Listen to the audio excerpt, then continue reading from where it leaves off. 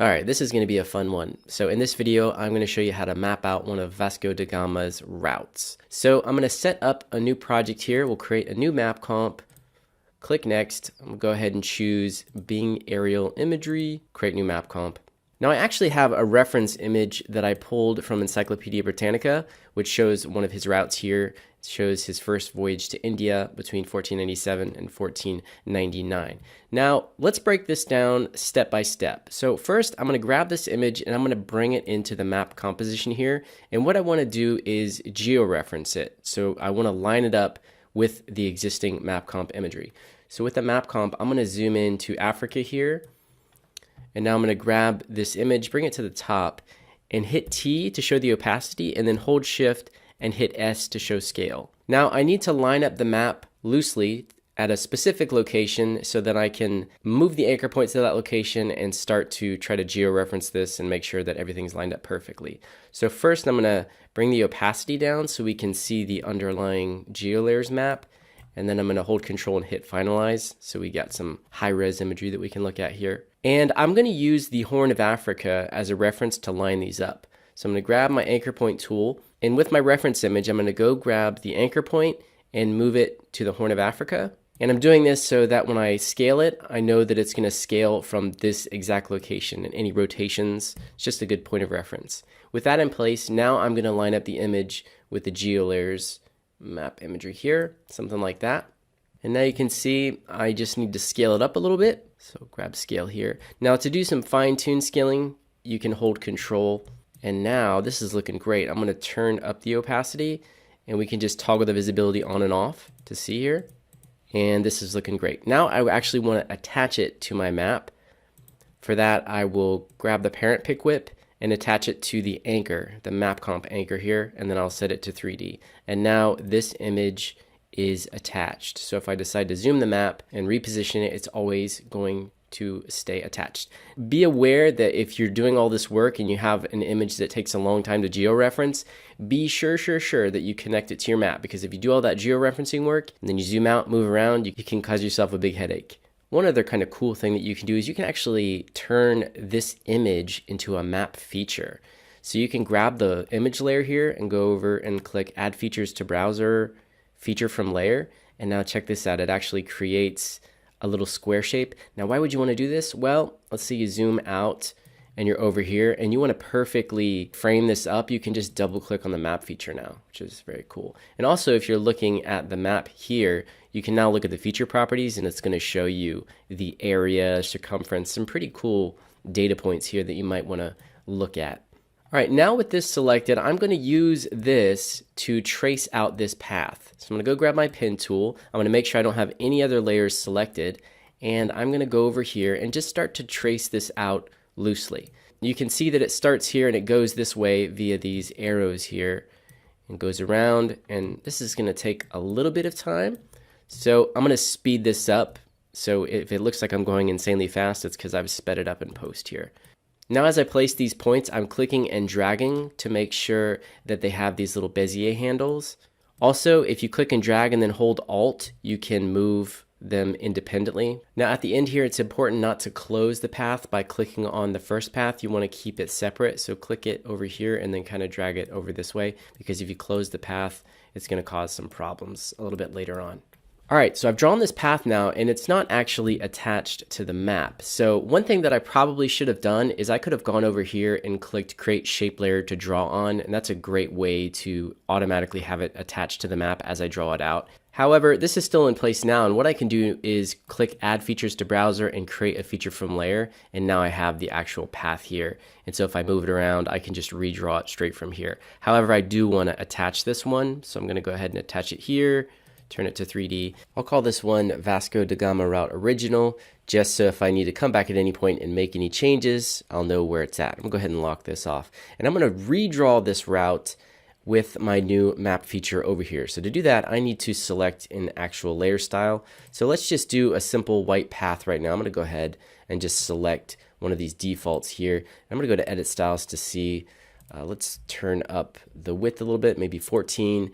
And in the parameters here, I want to make sure that Simplify Geometry is set to max zoom. If you have it turned off, it's going to draw way too many vertices. If it's at current zoom, it's not going to draw enough. So I think that max zoom is in general a good in-between spot here. I'll go ahead and keep all these other parameters turned off. And now with this selected, I want to animate this. So I'm going to bring my playhead to the beginning, and then I'll click Draw Feature, Animate Feature Path, and then I'm going to create an 8-second animation.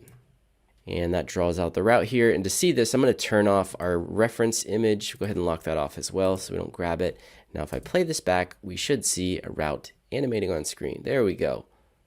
All right, now it's time to stylize a few things. First, we'll start with this base map. So I'm going to go over to the effects and presets, and I'm going to go grab an effect called hue saturation. I'm going to drag that and drop it on top of my world map comp.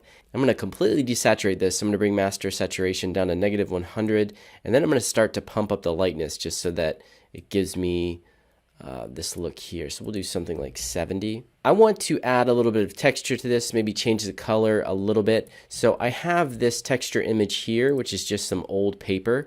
I'm going to bring this into my project. If you want to download this, it's available with the project files and the map data files over on Teachable. So with this, I'm just going to drag it on the top here, and it's like this vertical orientation. So I'm going to hit W for rotate, hold shift to snap it, and then I'm just going to rotate it by 90 degrees here. Now I want to blend this in. So to blend it in, I'm going to go to modes here, just toggle switches in modes if you don't see it, and I'm going to go grab linear burn. Okay, that's looking good. Now we got some texture. I'm going to go ahead and grab the texture image, and we're going to attach it to the map comp anchor so that it follows along.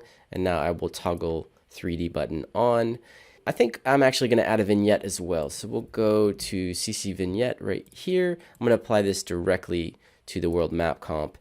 And the default looks pretty good. It's nice and subtle. If you want it to be more dramatic, you can pump up the amount and the angle of view, and it can get, quite contrasty. You can also move around the center. Sometimes I even animate this to follow along with the path. It can give you a really cool and dramatic look, which might be cool for this particular scenario. But I'm going to go ahead and stay with that. And now I want to focus on the route, because the route definitely needs some work here. So first, what I want to do is I'm going to change the color of this. So I'm going to go grab the route shape layer and go click directly here on stroke color. And I'm just going to bring this down. We'll bring brightness down to 9 so that we got this black color, but it's not pure black. And the stroke width is much too thick here, so I'm going to bring that down by about half. You also want to be aware that when you're drawing this out with geo layers, it is, if you have, so if we go back over to the panel here, if you have auto stroke width selected, it's going to add an expression to that, and it makes it a little bit complicated to change, so just be aware of that. Now I want to jump into the actual stroke parameters. So if you go to the shape layer in the contents here, you can find a stroke group, and I'm going to go down to line join, and I'm going to switch that to round so that it rounds off the edges here. So it's looking better. It's still not perfect, and that is because it's actually looking a little too uniform. So I want to add some effects to this to really roughen up the edges and just, distort it out a little bit. So one thing that I like to do here is pre-comp it, because when you're doing zooms and moving pixels around, some effects, don't move along with these vector elements. But if you pre-comp them, it treats them as raster elements, and it will stick to the actual layer as it moves. So as I animate this map, I don't want the effects to be wiggling around. So one way to do this is to pre-comp it. And as you know, if you've tried this, pre-comping in GeoLayers is a little bit difficult because it's attached to the map comp anchor. If you pre-comp it, it can be thrown out of sync with everything. That's why I like to leave animating the map comp as my last step so that, nothing gets thrown off here. So what I'm going to do is to pre-comp this. You can actually use this script right here. It says run script, and you can do pre-compose feature shape layer, and that's going to pre-comp this. But if you notice, it just shifted it over a little bit.